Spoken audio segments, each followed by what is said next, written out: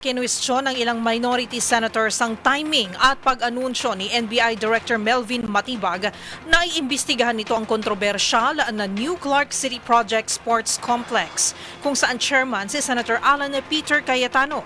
Ay sa senador, tila iniisa-isa na raw ang kanilang bilang sa minorya.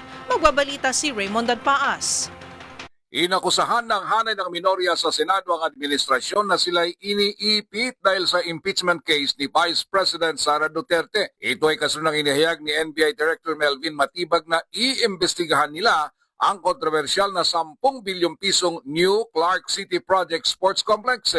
Ang proyektong ito ay ginawa para sa hosting ng Pilipinas ng Southeast Asian Games noong 2019 ng chairman ng Philippine Southeast Asian Games Organizing Committee o PhilSCOC ay si Senador Alan Peter Cayetano. Ayon kay Cayetano, ang biglang pag-ungkat ni Matibag sa isyu ng New Clark City Complex ay nakatali sa impeachment trial kung saan siya nakatakdang tumestigo sa susunod na linggo. Hindi ito nagustuhan ng senador dahil animoy tinatakot siya upang hindi tanungin si Matibag pagdating niya bilang testigo, ngunit hindi umano siya matitibag. Sa day 6 ng impeachment trial, sinabi ni Cayetano na bahagi ito ng naisin ng administrasyon na tuluyang mabawasan ang bilang ng mga minorya sa Senado. Sabi ng senador, mismong mga vloggers na kakampi ng administrasyon ay nagbibilang sa mga nalalagas na kasapi ng minorya. Aminado si Cayetano na hirapan siya ngayon sa impeachment trial dahil wala si Senador Dante Marcoleta na isang abogado na dapat ay katuwang niya.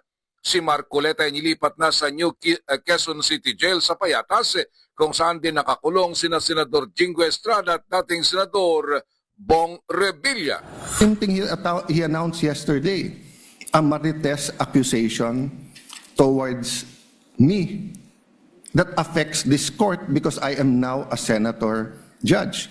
So I hope this is the last time that I'm going to have to speak about this. But definitely we've been speaking about this, binabawasan talaga kami. Iniisa-isa, even yung mga vlogger na malapit sa administrasyon, sabi, 2 down, 3 down, may kasunod na. Di ba? Aantabayanan ang face-off ni Matibag at Cayetano sa susunod na linggo sa oras na humarap siya bilang testigo ng prosecution sa impeachment court. Para sa MBC TV Network News, ito si Raymond Dadpaas ng DZRH, una sa Pilipinas, una sa Pilipino.